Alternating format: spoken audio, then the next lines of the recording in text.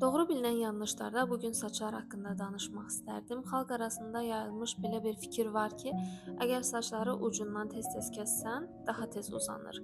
Bəs doğrudan da bu belədirmi? İnsan orqanizmi, fiziologiyası, biologiyası bizə göstərir ki, əslində bunun uzanma ilə elə də bir əlaqəsi yoxdur.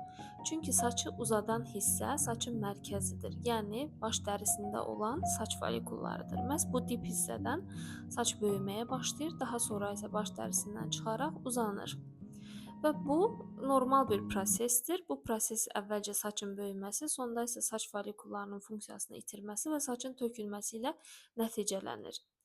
Ancaq daha sonra bu baş dərisindən çıxan gördüyümüz uzanmış hissə isə ölü keratin hüceyrələrindən ibarət bir hissədir və burada hər hansı bir metabolik aktivlik yoxdur.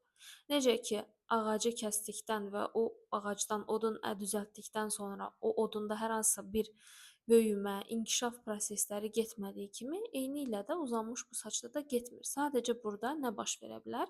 Saçların uclarında qırılma müşahidə olunur. Bəs o zaman nəyə görə biz belə fikirləşirik ki, saçları tez-tez kəsəndə uzanır, tez uzanırmış kimi effekt yaranır? Bu daha çox optik səbəblərlə bağlıdır. Belə ki, qırılmış saç hissələrini saçın uclarından kənarlaşdırdıqdan sonra daha gözəl, sağlam görüntü ortaya çıxır müəyyən qədər.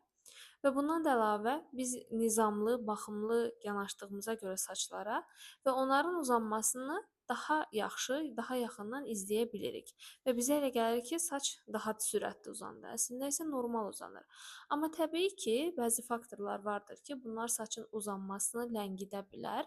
Bu tez-tez kəsilmə ilə əlaqədar deyil. Bu daha çox hər hansısa bir vitamin və yaxud da hər hansısa bir bədənə lazımlı maddənin çatışmazlığı ilə ola bilər, yaxud stressdə, müəyyən xəstəliklərdə, bəzi dərmanların qəbulundan sonra saçın uzanmasında ləngimə və yaxud da saçın uzanmasında artış müşahidə oluna bilər.